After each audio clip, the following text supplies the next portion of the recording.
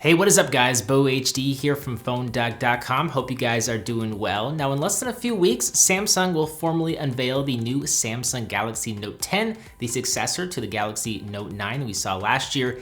And in a couple weeks after that, you'll be able to pick one up for yourself. So the Note 10 is coming very soon. So let's go ahead and talk about it. We've seen a number of leaks of this device and know a lot about it and what it will look like.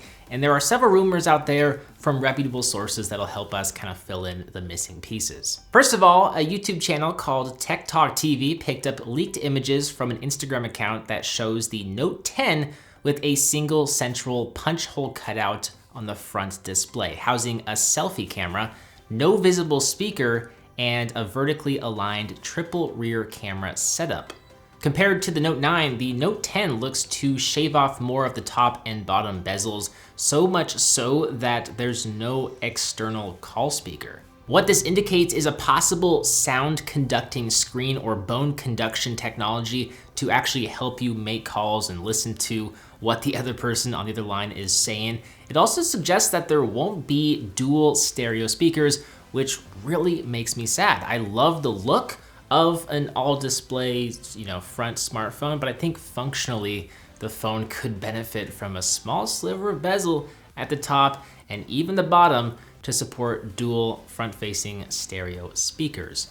And that just doesn't look like the case with the Note 10. Other notable hardware features include curved edges similar to past Galaxy smartphones, a metal frame and glass front and back, and no Bixby button or headphone jack. Samsung has been one of the only large smartphone manufacturers to insist on keeping the headphone jack in their premium flagships ever since Apple decided to cut the cord and remove the headphone jack on their phones years ago. But the Note 10, it looks to axe that trend and cut the cord. And that's surely going to disappoint a lot of users, myself included. The Note 10 has been a feature-packed phone. The Note lineup in general has had some of the most features relative to other smartphones. And I think the headphone jack is a feature. So yet again, they're getting rid of more features, which I don't like. Now inside, there will apparently be up to 12 gigabytes of RAM and either a Snapdragon 855 chipset or Exynos 9820 chipset, depending on which market you're in. The US is gonna receive the Snapdragon variant. Meanwhile, Europe is most likely going to receive the Exynos chipset. Now, when we start talking about the displays, things get a little bit weird because we've heard a number of different sources kind of contradict one another. But basically, the Note 10 will have either a 6.4-inch display on the small end or as big as a 6.75-inch display. But my guess is we'll see something in the middle, probably something around 6.6 inches with a 1440 by 3040 resolution. And it will be a Super AMOLED panel with even higher brightness and improved colors over the Galaxy S10 and definitely the Note 9. So if it does indeed have a 6.6-inch display, that'll be bigger than the 6.4 inches on the Samsung Galaxy Note 9. So we're gonna see a massive display. Now, as I alluded to earlier, there are some rumors suggesting we'll see a second Note 10 variant called the Note 10 Pro or the Note 10 Plus, which will have a 6.7-inch display and 256 gigabytes of internal storage in the base model, while the standard Note 10 will have supposedly a 6.4-inch screen with 128 gigs of storage as the base model. But my guess is we'll see a standard Note 10 with a 6.6-inch display, as mentioned earlier. I've also read reports that there will be a Galaxy Note 10 5G model, so that model could feature the larger display, the more storage, more camera sensors, slightly more specs in general. But let's talk cameras. So the Note 10 is rumored to have a total of 4 camera sensors. There's a time of flight depth sensor that won't really be used for actually taking photos, but it does count as one of the sensors. There will be a main 12 megapixel camera sensor, a 12 megapixel telephoto sensor, and an ultra-wide 16 megapixel sensor. And the main 12 megapixel camera sensor is supposed to be very similar to the Note 9 and the Galaxy S10, but there's rumored to be 3 apertures now, 3 fixed apertures, an f1.5 aperture, f1.8, and f2.4 aperture, instead of the usual 1 aperture smartphone cameras have, or the 2 that some of the newer Galaxy phones have and have had for the last couple of years. What these fixed apertures will be able to do is basically make the camera a lot more versatile at shooting in different lighting conditions and for different fields of view. So if there's low light, it'll use the f1.5 aperture. If there's plenty of light, it'll automatically switch to the f2.4 aperture. And if it's somewhere in between, the f1.8 aperture will see some use. Now, there is good news on the battery front, with rumors suggesting as much as a 4,500 milliamp hour battery, up from 4,000 milliamp hours in the Galaxy Note 9. And we might actually see Samsung add support for ultra-fast wired charging. One source claims it could reach as much as 45 watts, even though I'd expect more of a conservative charging speed, somewhere in the 25 watt realm. But that's still really fast.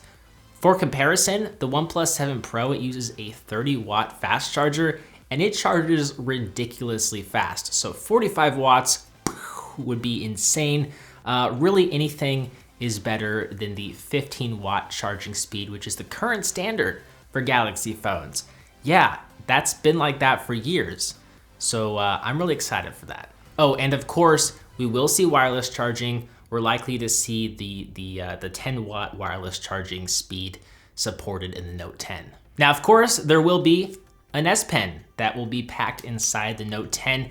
And there's a chance that it'll look a little bit sleeker and it'll be perhaps easier to hold. Maybe it'll be a little bit longer since the phone will be a little bit bigger. Who knows? But it's more or less going to be similar to the Note 9.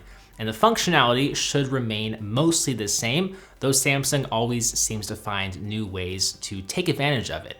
My favorite use for it sounds pretty lame, but it's for e-signing documents.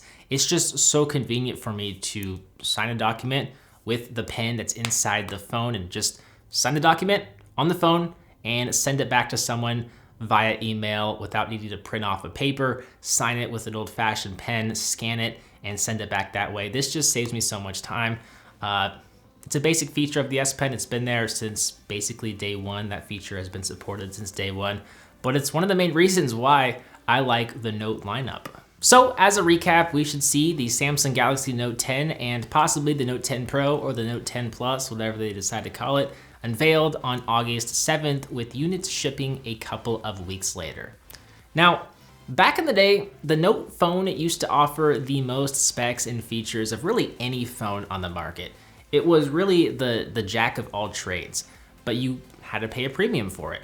As the years went on, Samsung seemed to kind of trim down on features in favor of mostly looks. And I hate to cast doubt on the Galaxy Note 10 and its features and stuff, but that looks to be especially true, as there's rumored to be no headphone jack, there's no front-facing stereo speakers, there's no IR blaster, dual front-facing cameras, removable battery, and the list goes on and on.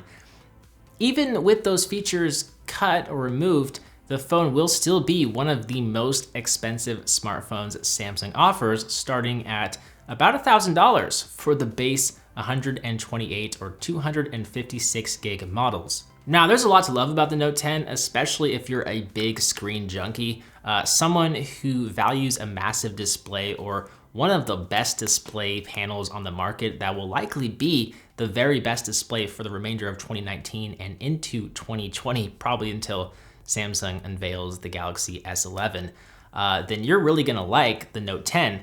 But if you're an old Note fanboy, my guess is you might not find the Note 10 as appealing, or you've maybe felt jaded for the past few years.